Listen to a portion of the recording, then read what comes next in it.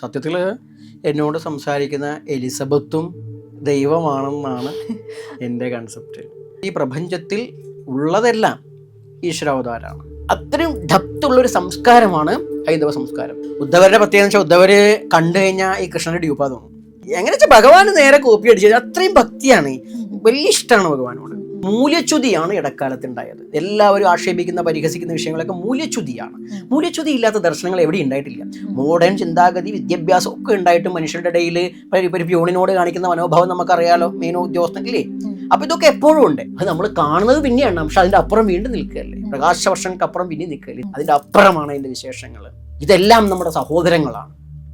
സഹോദരഭാവത്തിൽ വർത്തിക്കും, പരസ്പരം കൊടുക്കൽ വാങ്ങലുകൾ നടത്തും. ഈ ധർമ്മത്തെ യഥാവിധി പഠിച്ചാൽ ബോധ്യം ഉണ്ടാവുന്നത് സർവം ഖലിതം ബ്രഹ്മ എന്ന് തന്നെയാണ്. നക്ഷത്രങ്ങളുടെ ഭാഷയും ഗ്രഹങ്ങളുടെ സന്ദേശങ്ങളും ജീവിതത്തിന്റെ വഴികളിൽ വെളിച്ചം നൽകുന്ന പുണ്യം ബൈ ഇന്ത്യ ലൈവിന്റെ ഈ ആത്മീയ ജ്യോതിഷയാത്രയിലേക്ക് സ്വാഗതം. ഇന്ന് നമ്മളോടൊപ്പം ആചാര്യനായ ശ്രീ ചണ്ടാള ബാബയാണുള്ളത്. ബാബാജി നമസ്കാരം. ദൈവങ്ങൾ പലപ്പോഴും അവതരിച്ചിട്ടുള്ളത് വിചിത്രമായ രൂപങ്ങളിലാണ്. ഇത് നൽകുന്ന ഒരു സന്ദേശം എന്താണ്? ദൈവം പല രൂപത്തിലും ഭാവത്തിലും അവതരിക്കുക എന്ന് പറയുമ്പോൾ സത്യത്തിൽ എന്നോട് സംസാരിക്കുന്ന എലിസബത്തും ദൈവമാണെന്നാണ് എൻ്റെ കൺസെപ്റ്റ്. ഈ പ്രപഞ്ചത്തിലുള്ള ഓരോന്നും ദൈവമാണ്. എന്തുകൊണ്ടാണെന്ന് വെച്ച് കഴിഞ്ഞാൽ നമ്മളൊരു മൺപാത്രത്തിൻ്റെ സ്ഥാപനത്തിൽ പോയി കഴിഞ്ഞാൽ അവിടെ ചട്ടിയും കലവും ഗ്ലാസ്സൊക്കെ ആയിട്ടൊക്കെ ഉണ്ടായിരിക്കും. ഒക്കെ മണ്ണോണ്ട് ഉണ്ടാക്കിയതാണ്. അപ്പം അതുപോലെ സ്വർണ്ണം ജ്വല്ലറി പോയി കഴിഞ്ഞാലാണ് അതിന് ജ്വല്ലറി കംപ്ലീറ്റ് ഉള്ളത് അതാത് വസ്തുക്കളെ കൊണ്ട് ഉണ്ടാക്കിയതാണ്. അങ്ങനെ വരുന്ന സമയത്ത് ഈ പ്രപഞ്ചത്തിൽ ഉള്ളതെല്ലാം ഈശ്വരാവതാരമാണ്. അപ്പം അതുകൊണ്ട് തന്നെയാണ് ഇപ്പോൾ ദശാവതാരങ്ങൾ എടുത്താലും മത്സ്യം കൂർമ്മ വരാഹം എന്നൊക്കെ പറഞ്ഞിട്ട് പോയി കഴിഞ്ഞാൽ അത് ഡാർവിൻ്റെ സിദ്ധാന്തത്തോട് ഞാൻ ചേർത്ത് വായിക്കുന്നില്ല. അത് ഉണ്ടെന്നോ ഇല്ലെന്നോ ഒക്കെ അങ്ങനെയല്ലേ വായിച്ചോട്ടെ. പക്ഷെ ഒന്നുണ്ട്, ഒരു വസ്തു ഉണ്ടായിട്ടുണ്ടെങ്കിൽ അത് ഈശ്വരനിൽ നിന്നാണ്. അത് എന്ത് ആ സന്ദേശം എന്ന് വെച്ച് കഴിഞ്ഞാൽ നമ്മൾ സർവം ഖലിതം ബ്രഹ്മ ഈശാവാസ്യം ഇതം സർവം. ഈശ്വരാംശമില്ലാത്ത ഒന്നും തന്നെ ഇല്ല. ഞാൻ സ്വതവേ മറ്റ് മതങ്ങളെക്കുറിച്ച് പോലും പറയാറ്. എനിക്ക് മതഭേദമൊന്നുമില്ല, മതഭേദമല്ല എനിക്കുള്ളത്. മതത്തിൻ്റെ പേരിൽ എന്തെങ്കിലും പ്രശ്നം ഉണ്ടാകുമ്പോഴാണ് ഞാനത് പറയാറുള്ളൂ, അല്ലെങ്കിൽ അങ്ങനെയില്ല. ഇവിടെ ഞാൻ സ്വതവേ ഇതിൻ്റെ ഇടയ്ക്ക് ഒരു ഉദാഹരണം പറയുകയാണ്. ഒരു മുസ്ലിം ആയിരിക്കുന്ന ഒരു കുട്ടി എന്നോട് പരിചയപ്പെടുകയുണ്ടായി. അപ്പോൾ അയാളിങ്ങനെ കുറച്ച് വിശാലവീക്ഷണമുള്ള കുട്ടിയാണ്, ഇടുങ്ങിയിട്ടുള്ള കാഴ്ചപ്പാടാണ്. അപ്പോൾ അയാൾ എന്നോട് ഇങ്ങനെ പറഞ്ഞ നേരത്ത് ഈ മതവിശ്വാസത്തെക്കുറിച്ച് പറഞ്ഞു. അപ്പം ഞാൻ പറഞ്ഞു, നിങ്ങളുടെ ലാ ഇലാഹ ഇല്ല, നിങ്ങളുടെ അല്ല നിലനിൽക്കുന്ന ലാ ഇലാഹ ഇല്ലല്ലാഹുള്ള വേർഡ് അല്ലെങ്കിൽ ആ മന്ത്രം ദിക്കർ ഒരു ശ്രേഷ്ഠമായൊരു വാക്കാണ്. അഹം ബ്രഹ്മാസ്മി പോലെയൊക്കെ ശിവോഹം പോലെയൊക്കെ തത്വമസി പോലെയൊക്കെ ശ്രേഷ്ഠമായ വാക്കാണ്. അതിൻ്റെ വിഷയം എന്താ വെച്ചാൽ നിങ്ങൾ പറയുന്നത് ഇലാഹായിട്ട് ആരാധ്യനായിട്ട് അള്ളാഹ് മാത്രമേ ഉള്ളൂ എന്ന്. അത് ശ്രേഷ്ഠമായ കാര്യമാണ്. പക്ഷെ ഇത് മറ്റൊരാൾ പറഞ്ഞിട്ടല്ല നിങ്ങൾക്ക് ബോധ്യമാവേണ്ടത്, നിങ്ങളുടെ ബോധ്യമായിരിക്കണം. ആ ബോധ്യത്തിന് വേറൊന്നുമില്ല. ഇലാഹായിട്ട് അള്ളാഹ് മാത്രമേ ഉള്ളൂ എന്ന് പറഞ്ഞു കഴിഞ്ഞാലേ അള്ളാഹ് അല്ലാതെ മറ്റൊന്നും ഇവിടെ ഇല്ല എന്നുള്ളതാണ്. പിന്നെ കിഞ്ചിത്ത് എന്നൊക്കെ പറയും വേദാന്തികൾ, അല്പം പോലും മറ്റൊന്നുമില്ല. ഈ അല്പം പോലും ഇല്ല എന്നുള്ള ബോധ്യം ഉണ്ടായി കഴിഞ്ഞാൽ മറ്റൊന്നിനെയും കുറ്റം പറയാൻ പാടില്ല.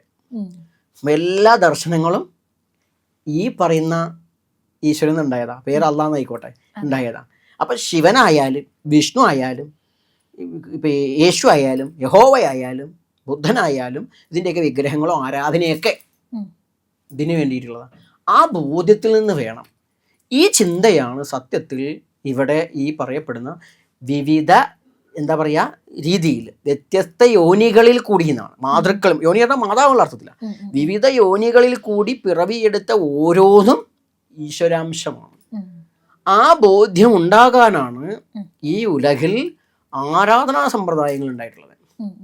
ഭഗവാൻ കൃഷ്ണൻ സ്വർഗാരോഹണം നടന്നതിന് മുമ്പായിട്ട് ഉദ്ധവരെ കൊണ്ട് ഇങ്ങനെ നടക്കുകയാണ്, ഭാഗവതം പറയുന്നത്.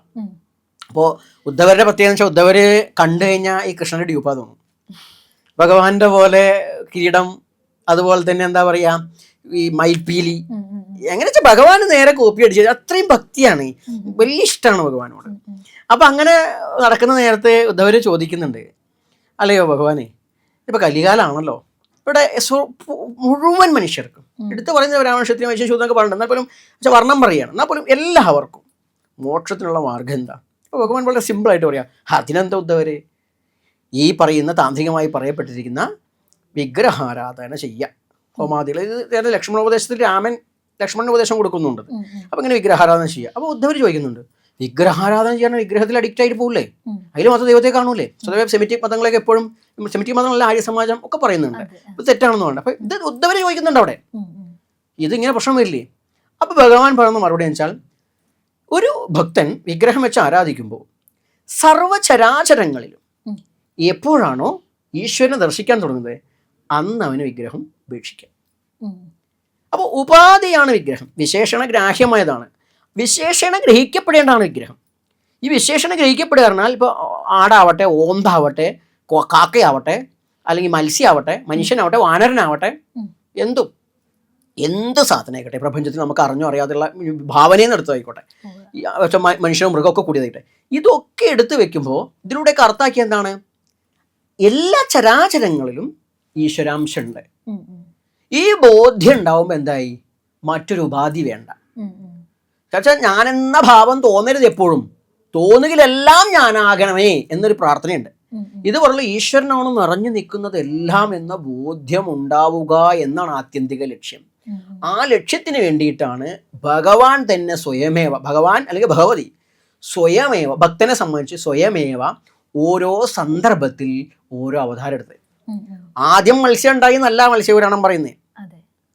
അവിടെ എന്ന് വെച്ചാൽ നേരെ എന്താ പറയുക, മനുവിൻ്റെ അടുത്തേക്ക് നേരെ ഈ മത്സ്യം വരികയാണ്. അപ്പം മനുഷ്യനവിടെ ഉണ്ട്, മനുഷ്യനവിടെ ഉണ്ട്. അപ്പോൾ ആ മനുഷ്യൻ്റെ അടുത്തേക്ക് മത്സ്യം വരികയാണ്. അപ്പോൾ മനുഷ്യൻ്റെ ബോധ്യം എന്താ? ഇതും ദൈവമാണ്. ഇത് ഞാനൊന്ന് ഇപ്പം ഇങ്ങനെ ചൊരുന്ന നേരത്തിൽ കൺഫ്യൂഷൻ ഉണ്ടാവാം. അയ്യോ മത്സ്യം ഒക്കെ ദൈവമാവണ സമയത്ത് ഈ മത്സ്യം കഴിക്കുന്നതിൻ്റെ പ്രശ്നമായിട്ട് വരും. അതുകൂടി എൻ്റെ ഒരു വിഷയമാവുകൊണ്ട് പറയാം. ഇവിടെ എങ്ങനെ വെച്ചാൽ ഉപാസനാ ക്രമത്തിലെ കാര്യം പറഞ്ഞത്, ഈ എഴുത്തച്ഛൻ്റെ കാര്യം പറഞ്ഞ മേപ്പത്തൂരിന് വാദം വന്നു. മേപ്പത്തൂരിന് വാദം വന്ന് തളർന്നപ്പോൾ മേപ്പത്തൂര് ഇതിന് പരിഹാരം ചോദിച്ചു. മേപ്പത്തൂർ പണ്ഡിതനാണ്, ഒരു സംശയമില്ല. പക്ഷെ മേപ്പത്തൂർ ഭക്തനുമാണ്, ഭഗവത് ഭക്തനുമാണ്. പക്ഷെ മേപ്പത്തൂരിൻ്റെ കൺഫ്യൂഷൻ വന്നപ്പോൾ മേപ്പത്തൂരിൻ്റെ ഉൾവിളിയാണ് ഇത് നേരെ എഴുത്തച്ഛനോട് ചോദിക്കാൻ. സാമുദായികമായിട്ട് പറയുമ്പോൾ ഭേദം ഉണ്ടെങ്കിൽ പോലും ജ്ഞാനത്തിൽ ഭേദമില്ല. എഴുത്തച്ഛൻ ജ്ഞാനിയാണ്, ബ്രഹ്മബോധമുള്ളവനാണെന്ന് മേപ്പത്തൂരിന് അറിയാം. അപ്പോൾ എന്താണ് നേരെ പറഞ്ഞയക്കുമ്പോൾ ഈ എഴുത്തച്ഛൻ പറഞ്ഞത് മത്സ്യം തൊട്ട് കൂട്ടാനാണ്.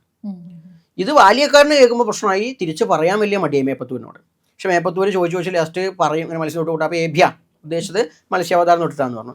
ഇവിടെയാണ് ഒരു ശാക്തേയ മാർഗം ചെയ്യുന്ന ഒരാൾക്ക്, അല്ലെങ്കിൽ മത്സ്യബന്ധനം നടത്തുന്ന അരയ സമൂഹം അല്ലെങ്കിൽ ധീവര സമൂഹങ്ങളൊക്കെ ഉണ്ട്, സമുദായങ്ങൾ. ഇത്തരം മത്സ്യബന്ധനം നടത്തുന്ന ഇപ്പോൾ ആ സമുദായം മാത്രമല്ല അല്ലാണ്ട് ജോലി ചെയ്യുന്നവരും, മത്സ്യം കഴിക്കുകയോ അത് പിടിച്ച് ജീവിക്കുകയോ ചെയ്യുന്ന ആളുകൾ, ഇവരെ സംബന്ധിച്ച് മത്സ്യം എന്ന് പറയുന്നത് ഭഗവാന്റെ അവതാരമാകുമ്പോൾ തന്നെ അവരെന്താ വെച്ചാൽ നാരായണൻ വെള്ളത്തിൽ അയനം ചെയ്യുന്ന ഭഗവാൻ ഇല്ലേ. വെള്ളം എന്ന് പറഞ്ഞാൽ ഈ വെള്ളമല്ല, കാരണജലമാണ്. പ്രപഞ്ചത്തിന് ആധാരമായിട്ടുള്ള ആദ്യത്തെ ജലം കാരണജലം. അത് വെള്ളമല്ല, അത് ഈ യൂണിവേഴ്സിനെ പറയുന്നതാണ് കാരണജലം എന്നുള്ളത്. സൂക്ഷ്മതയിൽ നിറഞ്ഞു നിൽക്കുന്ന ആ പ്രപഞ്ച ശക്തിയുടെ വ്യാപ്തിയെയാണ് ഇവിടെ കാരണജലമായിട്ട് പറഞ്ഞിരിക്കുന്നത്. ആ കാരണജലത്തിൽ നിൽക്കുന്ന ഈ ആലിലൊക്കെ കളിക്കുന്ന കൃഷ്ണൻ കണ്ടിട്ടില്ലേ? ആലിൽ കിടക്കുന്ന കൃഷ്ണനല്ല, ആരംഭം ബിന്ദുസ്ഥാനാണ്. ശ്രീചക്രത്തിലെ സാധാരണ യന്ത്രങ്ങളിലേക്ക് നടക്കുന്ന ബിന്ദു. ആ ബിന്ദു സങ്കല്പത്തിൽ ആ ഒരു കാരണജലത്തിൽ കിടക്കുന്ന ഭഗവാൻ നാരായണൻ. ഈ നാരായണൻ വെള്ളത്തിൽ കിടക്കുന്നു. ഇതൊരു സാധാരണ നമ്മൾ പുരാണത്തിലേക്ക് വരുമ്പോൾ എന്തായി? അത് മത്സ്യം ആയി, വെള്ളത്തിൽ മത്സ്യമായി. ഈ മത്സ്യത്തെ ഒരു വൈഷ്ണവൻ എങ്ങനെയാണ് അതിനെ സ്വീകരിച്ചു? മത്സ്യം ഭഗവാനാണ്, ഇങ്ങനെ നിന്നു. എന്നാൽ ഒരു ശാക്തേയന മത്സ്യം ഉപയോഗിക്കുന്ന ആളാണെങ്കിലോ ഈ നാരായണൻ തന്നെയാണ് ഞാൻ, ഈ നാരായണൻ എന്ന ഊർജമാണ് ഞാൻ, ഈ ഊർജം കൊണ്ട് തന്നെയാണ് ഞാൻ മുന്നോട്ട് തന്നെ. ബ്രഹ്മാർപ്പണം ബ്രഹ്മഹവിർ ബ്രഹ്മഘ്നോ ബ്രഹ്മണാഹുതം ബ്രഹ്മൈവദേന ഗന്ധവ്യം അല്ലേ. അപ്പോൾ അങ്ങനെ അർത്ഥത്തിൽ എന്ത് ചെയ്യാണ്? ഓം നമോ നാരായണായ എന്ന് പറഞ്ഞിട്ട് ഇതിനെ കഴിച്ചോണം, അല്ലാണ്ട് ഇത് മീനാണ് എന്ന് കരുതരുത്. അപ്പോൾ ഇവൻ ഈ മത്സ്യത്തെ കാണുന്നത് ഈശ്വരനായിട്ടാണ്. അപ്പോൾ ഇത്തരം ദ്രവ്യങ്ങളൊക്കെ അങ്ങനെ തന്നെ. അപ്പോൾ അവിടെയാണ് ഏത് അവതാരം ഭഗവാൻ എടുത്തിട്ടുണ്ട്. അപ്പോൾ ഹനുമാനെ പറഞ്ഞാലും ദൈവമായിട്ടാണ് പറയാം, വാനരനായ ദൈവം എന്നാ പറയാ. സുഗ്രീവനും ബാലി, ഇപ്പോൾ വടക്കൻ കേരളത്തിലൊക്കെ കെട്ടിയാടുന്നതാണ് ബാലി. പക്ഷെ അവിടെ ഒരു മോശം ക്യാരക്ടറൊന്നുമല്ല, ദൈവമായിട്ട് തന്നെ കാണുന്നത്. അപ്പം അങ്ങനെ ഏത് ഭാവത്തിലും കാക്കയെ ആരാധിക്കുന്നുണ്ട് അല്ലേ, ഉറുമ്പിനെ. കണ്ണൂർ ഭാഗത്ത് ഉറുമ്പിന് മാത്രമായിട്ടൊരു ക്ഷേത്രമുണ്ട്, ഉറുമ്പിന് നിവേദ്യം വയ്ക്കും. അത്രയും ഡെപ്തുള്ളൊരു സംസ്കാരമാണ് ഹൈന്ദവ സംസ്കാരം. ഇതൊക്കെ ഉണ്ടായാലും മൂല്യച്യുതിയാണ് ഇടക്കാലത്ത് ഉണ്ടായത്. എല്ലാവരും ആക്ഷേപിക്കുന്ന പരിഹസിക്കുന്ന വിഷയങ്ങളൊക്കെ മൂല്യച്യുതിയാണ്. മൂല്യച്യുതി ഇല്ലാത്ത ദർശനങ്ങൾ എവിടെ ഉണ്ടായിട്ടില്ല. മോഡേൺ ചിന്താഗതി വിദ്യാഭ്യാസം ഒക്കെ ഉണ്ടായിട്ടും മനുഷ്യരുടെ ഇടയിൽ ഒരു പ്യൂണിനോട് കാണിക്കുന്ന മനോഭാവം നമുക്കറിയാലോ, മെയിനോ ഉദ്യോഗസ്ഥൻ ഇല്ലേ. അപ്പൊ ഇതൊക്കെ എപ്പോഴും ഉണ്ട്. പക്ഷെ ആ മൂല്യച്യുതിയെ ചൂണ്ടിക്കൊണ്ടൊരു ധർമ്മത്തെ മോശപ്പെടുത്താൻ പറ്റില്ല. അവിടെയാണ് നേരത്തെ പറഞ്ഞ ഈശാമാസി സർവം കഴിഞ്ഞ അഹം ബ്രഹ്മാസ്മി തത്വമസി, അത് തന്നെയാണ് ഈ ജയ. അപ്പം ആ ബോധ്യം ഉണ്ടാകാൻ വേണ്ടിയിട്ടാണ് ഭഗവാൻ വ്യത്യസ്ത യോനിയിൽ പിറന്നത്. ഈ പറയുന്ന മൃഗങ്ങളും പക്ഷികളുമായിട്ട് മാത്രമല്ല, വിവിധ വർണ്ണങ്ങളിൽ ഭഗവാൻ പറഞ്ഞിട്ടുണ്ട്, വിചിത്ര രൂപങ്ങളിലുണ്ട്. അതാ പറഞ്ഞത്, മനുഷ്യനുണ്ട്, മൃഗമുണ്ട്, അതുപോലെ തന്നെ ഉരകങ്ങളുണ്ട്, മനുഷ്യൻ മൃഗവും ചേർന്നുണ്ട്. ഇതൊക്കെ കാണിച്ചത് ഇതെല്ലാം ഭഗവാൻ തന്നെയാണ്. അതേ പറഞ്ഞു, അങ്ങനെ ഒരു തരത്തിലും മാറ്റി നിർത്തുന്നില്ല. ഇനിയിപ്പോൾ ഭാവിയിൽ ഇങ്ങനെ തലയുള്ള ഒരാൾ ഉണ്ടായാൽ പോലും അത് ഈശ്വരൻ തന്നെയാണ്. നിങ്ങൾ അതിൽ പലപ്പോഴും ഞാൻ എൻ്റെ ഒരു വിഷയത്തിൽ കടന്ന ട്രാൻസ്ജെൻഡറുകൾ ഇത്തരം കാര്യങ്ങൾ ഇതൊന്നും മോശം പറയണ്ട. ഭഗവാൻ തന്നെ മോഹിനിയായിട്ട് വരുന്നത്. ഞാൻ ഭഗവാൻ ശിവനെയും വിഷ്ണുവിനെയൊക്കെ മാറി മാറി പറയും, എനിക്ക് എല്ലാം ഒന്നിങ്ങനെയാണ്. അപ്പം എന്താ വെച്ചാൽ ഭഗവാൻ തന്നെ മോഹിനിയായിട്ട് വരുന്നുണ്ട്. എന്തിന് ഭേദം? അതുകൊണ്ട് വിശാല വീക്ഷണം. ഇനി അതുകൊണ്ടാണ് പറഞ്ഞത്, വിവിധ വർണ്ണങ്ങളിൽ ഭഗവാൻ പിറക്കുകയാണ്. വിവിധ വർണ്ണങ്ങളിൽ പിറക്കുന്നുണ്ട്. ഏത് വർണ്ണത്തിലായാലും ശരി, അവിടെയൊക്കെ ഞാനുണ്ട്. ഗീതാകാരൻ വളരെ വ്യക്തമായി പറയണം ഭഗവത്ഗീതയിൽ. ഈ വൃക്ഷങ്ങളിൽ ആല് ഞാനാണ്, ഇതുപോലെ തന്നെ ഞാൻ ഐരാവതമാണ്, ഈ ഇപ്പോൾ എന്താ പറയുക, ഈ അസുരന്മാരിൽ ഇപ്പോൾ പ്രഹ്ലാദനാണ് എന്നൊക്കെ പറയുന്നുണ്ട്. അപ്പൊ എവിടെ എവിടെ ശ്രേഷ്ഠന്മാരുണ്ട് അതൊക്കെ ഞാൻ. ഇന്ന് ജീവിച്ചിരിക്കുന്ന അയ്യങ്കാളി ഞാനാണ്, നാരായണഗുരു ഞാനാണ്, ശങ്കരൻ ഞാനാണ്. ഇതൊക്കെ ഭഗവാൻ ഇന്ന് കൃഷ്ണൻ പറയുകയാണെങ്കിൽ ഇതുകൂടി വരും. അപ്പൊ അതുകൊണ്ട് ഒരു ഭേദമില്ലാതെ എല്ലായിടത്തും എവിടെ എവിടെ ആ രത്നങ്ങൾ കാണുന്നുണ്ട്. അപ്പൊ അത് മാത്രമാണോ? അല്ല, ആ കാണായി നമുക്ക് തിരിച്ചറിഞ്ഞു. മറ്റുള്ളതും പരമേശ്വരൻ നിന്നും പരാശക്തിയിൽ നിന്നും വിഭിന്നമല്ല, ഭേദമില്ല. ആ ഭേദമില്ലാത്ത ബോധമാണ് അദ്വൈതം. ആ അദ്വൈത ദർശനത്തിൻ്റെ പരിപൂർണതയാണ് ഈ ധർമ്മം. ഈ ധർമ്മത്തെ യഥാവിധി പഠിച്ചാൽ ബോധ്യം ഉണ്ടാകുന്നത് സർവം ഖലിതം ബ്രഹ്മ എന്ന് തന്നെയാണ്. അല്ലെങ്കിൽ ഈ പറയുന്ന എന്താ പറയുക, ജീവോ ബ്രഹ്മയുവ ന പര. കാണായതൊക്കെ, ഈ ജീവസുറ്റി കാണുന്നതൊക്കെ ജീവനില്ലാത്ത ഒന്നുമില്ല കേട്ടോ. ഈ നോക്കുമ്പോൾ ഇതെല്ലാം ഒരു ഏകദൈവ വിശ്വാസത്തിൽ തന്നെയാണ് എത്തി നിൽക്കുന്നത്. ഒക്കെ ഈ പറഞ്ഞ നമ്മൾ അവിടെയാണ് ഏകം സതിപ്ര ഭൂതാവതന്തി, ഒന്നേ ഉള്ളൂ. ഞാൻ സ്വതവേ എൻ്റെ വ്യക്തിപരമായിട്ട് 1 10 എന്നുള്ള എണ്ണണ്ടെന്നാ പറയാ. അത് പറയാൻ നമ്മൾ മാർക്കിടാൻ നമ്മൾ ആരുമല്ല. അത് ഓൾറെഡി എത്രയാവട്ടെ. കാരണം ഞാൻ കൗള സമ്പ്രദായത്തിലൊക്കെ എന്ന് വെച്ചാൽ അദ്വൈതം എന്നല്ല പറയണത്, ദ്വൈതം എന്നല്ല പറയണത്, ദ്വൈതവർജിതം എന്നാ. 10 100 1 എന്തോ ആയിക്കോട്ടെ, അതാണ്. അതിനെ എണ്ണുക എന്നത് കേവല എണ്ണൽ സംഖ്യ എന്നുള്ളത് അത് നമ്മളുടെ പരിമിതിയാണ്. അതിനെ തൂക്കുക എന്നുള്ളത്. അങ്ങനെയെങ്കിൽ ഈ 33 കോടി ദൈവങ്ങൾ എന്നൊരു കൺസെപ്റ്റ് എങ്ങനെയാ വരുന്നത്? ദിവ് എന്ന് പറഞ്ഞാൽ പ്രകാശമാണ്, അറിവാണ്. അറിവ് ഒരറിവാണോ? നമുക്ക് ചുറ്റുമുള്ള ക്യാമറ, എനിക്കിപ്പോൾ ലുമിക്സ് ആണ് അവിടെ കാണുന്നത്, പുറകുള്ള ക്യാമറ എനിക്കറിയില്ല. അപ്പോൾ ക്യാമറ ലൈറ്റ്, ഓരോ കമ്പനികൾ, അവൻ്റെ സോണി ഉണ്ടാവുക, മറ്റുള്ളതൊക്കെ ഇവിടെ പലതും ഉണ്ടായിരിക്കാം. ഈ പറയുന്നതൊക്കെ ഓരോ ആവശ്യത്തിനുള്ളതാണ്. പക്ഷെ വ്യത്യസ്ത കമ്പനിയുണ്ട്. ഈ പറയുന്ന അറിവെന്ന് പറയുന്നത് ഇങ്ങനെ തന്നെ. ക്യാമറാമാൻ ഉണ്ട്, ട്രാവൽ ചെയ്യാൻ ആളുണ്ട്, കോസ്റ്റ്യൂംസ് ഉണ്ടാക്കാൻ ആളുണ്ട്, ഇല്ലേ? ഒക്കെ അറിവാണ്. അപ്പം അറിവ് വ്യത്യസ്തമാണ്. അറിവൊന്നേ ഉള്ളൂ, അറിവിൻ്റെ ആവശ്യങ്ങൾ വ്യത്യസ്തമാണ്. ഇതുപോലെ ദിവ് പ്രകാശം, ദേവൻ ഒന്നേ ഉണ്ടാവുള്ളൂ, പക്ഷെ ഡ്യൂട്ടീസ് വ്യത്യാസമാണ്. ആ ഡ്യൂട്ടീസ് വ്യത്യാസമാകുമ്പോൾ അത് 30 കോടിയൊക്കെ ആവാം. 33 കൂട്ടം, 33 എന്നുള്ള സംഖ്യ അന്നത്തെ കാലത്ത് അങ്ങനെയൊക്കെ പറയാറുണ്ട്. എന്നെ സംബന്ധിച്ച് അതൊക്കെ നമ്മൾ പറയാൻ വേണ്ടി പറയുന്നൊരു സംഖ്യയാണ്. അതിനപ്പുറമാണ്. ആകാശത്തിലെ നക്ഷത്രങ്ങളുടെ എണ്ണം ചോദിച്ചു കഴിഞ്ഞാൽ നമുക്കാർക്കെങ്കിലും പറയാൻ പറ്റുക? അത് നമ്മൾ കാണുന്നത് പിന്നെയാണ്, പക്ഷെ അതിൻ്റെ അപ്പുറം വീണ്ടും നിൽക്കുകയല്ലേ, പ്രകാശവർഷങ്ങൾക്കപ്പുറം പിന്നെ നിൽക്കുകയല്ലേ. ഇതുപോലെ പ്രപഞ്ചത്തിലെ ശക്തിവിശേഷങ്ങൾ നമുക്ക് അനുഭവിക്കുന്നതാണ്. ഈ മിന്നലായിട്ടും മഴയായിട്ടും അഗ്നിയായിട്ടും കാണാൻ പറ്റും, നമ്മൾ എണ്ണുന്നുണ്ട്. അതിൻ്റെ അപ്പുറമാണ് അതിൻ്റെ വിശേഷങ്ങൾ. മൂലകങ്ങളും ആറ്റങ്ങളും ബാക്ടീരിയകളും വൈറസുകളായിട്ട് എന്തൊക്കെ അവിടെ നിൽക്കുന്നുണ്ട്.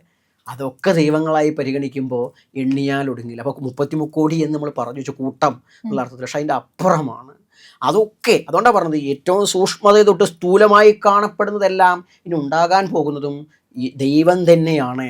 അതാണ് ഭഗവത്ഗീതയിലെ കാര്യം ഞാൻ എടുത്തത്. ഭഗവത്ഗീത ഓരോ പുരാണങ്ങളും അങ്ങനെ ദേവി തന്നെ പറയണ്ടേ, ദേവി ഭാഗവത്തിലൊക്കെ പറയണ്ടേ, ഒക്കെ ഞാൻ തന്നെയെന്നാണ് പറയണത്. വർണ്ണഭേദം വേണ്ടാന്ന് ദേവി പറയുന്നുണ്ട്. അത് ദേവഭാഗത്തിൽ പ്രത്യേകിച്ച് പറയുന്നത് വെച്ചാൽ സ്വയം ബ്രാഹ്മണ്യം എന്നുള്ളൊരു വ്യവസ്ഥ ഉണ്ടല്ലോ. അതിന് ദേവി പറയുന്നത് വെച്ചാൽ ആരാര് എന്നെ ഏതേത് വിധത്തിൽ ആരാധിക്കുന്നോ അവരെല്ലാം എൻ്റെ ഭക്തരാകുന്നത് കൊണ്ട് അവരെല്ലാം ബ്രാഹ്മണ വെച്ചാൽ ബ്രഹ്മബോധമുള്ള ബ്രഹ്മജ്ഞാനികളാണെന്ന് പറയാം. അതായത് നിങ്ങൾ മറുതയെ ആരാധിച്ചോളൂ. മറുത എന്ന് പറഞ്ഞാൽ പർവ്വതത്തെ ആരാധിക്കുന്ന രീതിയാണ്. പർവ്വതത്തെ മറുതയായി കാണുന്നത്. അത് ഇനി നീലിയോ അല്ലെങ്കിൽ ചക്കിയോ എന്ത് പേരിട്ടാലും കുഴപ്പമില്ല. അപ്പോൾ ഗായത്രി ആവട്ടെ, സരസ്വതി ആവട്ടെ, കാളിയാവട്ടെ, ഏത് ഭാവങ്ങളാവട്ടെ, ഏതേത് രീതിയിലാവട്ടെ, വർണ്ണത്തിനനുസരിച്ച് ഏതേത് വർണ്ണങ്ങളുടെ ഏത് ആചാരങ്ങളുടെ ഏതും ആവട്ടെ, പക്ഷെ ആരാധിക്കുന്നത് എന്നെയാണ്. ഇതിനെല്ലാം സാക്ഷിഭൂതമായിരിക്കുന്നത് ഞാനാണ്. അവരെല്ലാം ശ്രേഷ്ഠരാണ്. ഈ ശ്രേഷ്ഠത്തിൻ്റെ ലക്ഷണമാണ് നേരത്തെ പറഞ്ഞത് ജീവോ ബ്രഹ്മൈവ. ഇതൊക്കെ ആ ബ്രഹ്മം തന്നെ. അവിടെ ആ ബോധത്തിന് ശിവോഹബോധം ഉണ്ടാവും. ആ ശിവോഹബോധം തത്വമസി, സ്വാമി അയ്യപ്പ എന്നൊക്കെ പറഞ്ഞ പോലെയാണ്. അപ്പം ആ ബോധം മനുഷ്യനുണ്ടാവേണ്ട ഏറ്റവും സിമ്പിളായിട്ട് വ്യാസമഹർഷിയാവാം അല്ലെങ്കിൽ വേറെ എല്ലാവും അവരെന്ത് ചെയ്തു, നേരെ ഈ ബോധ്യതയെ വർണ്ണിക്കാൻ വേണ്ടിയിട്ട് പ്രപഞ്ചത്തിലെ സൂക്ഷ്മമായിരിക്കുന്ന തലങ്ങളും സ്ഥൂലമായ വശങ്ങളും നോക്കി മനസ്സിലാക്കിയിട്ട് ഈ ഈശ്വരാംശം ഏറ്റവും വലിയ സയൻസ് ഇത് തന്നെയാണ്. എത്ര മോഡേൺ സയൻസ് പറഞ്ഞാലും ശരി, അവർ എന്ത് മാറ്റർ എന്നോ എനർജി എന്നോ എന്ത് പേരിട്ട് വിളിച്ചാലും ശരി, അതാണ് ഇതൊക്കെ എന്നവർ പറയുന്നുണ്ടെങ്കിൽ അതിന് ബോധവും ചിന്തയുടെ വിഷയത്തിൽ അവർക്ക് പ്രശ്നമുള്ളൂ. അതൊക്കെ ഇത് തന്നെയെന്ന് പറയുമ്പോൾ ഇന്നലകളുടെ പൂർവ്വസൂരികൾ ഈ ബോധ്യം ഞാനും നീയും വേറെയല്ല, ഇതെല്ലാം നമ്മുടെ സഹോദരങ്ങളാണ്, സഹോദരഭാവത്തിൽ വർത്തിക്കും, പരസ്പരം കൊടുക്കൽ വാങ്ങലുകൾ നടത്തും. നമ്മൾ ഭക്ഷണത്തിന് വേണ്ടി ചീര മുറിക്കും, സംഭവം ശരിയാ, പക്ഷെ ചീരനെ വെറുതെ നമ്മൾ നുള്ളി നോക്കാൻ പാടില്ല, വെറുതെ നുള്ളാൻ പാടില്ല. അത് ഈ കൗളത്തിലും പറയുന്നത് അങ്ങനെ തന്നെ, കൗളമാർഗത്തിലാണല്ലോ അത്രയും കരുതി, ഇതിലും പറയുന്നത് അങ്ങനെ തന്നെയാണ്. ആനിമത്തം തൃണം വാപി ചേതയന കഥാശനാനുള്ള പ്രമാണമുണ്ട്.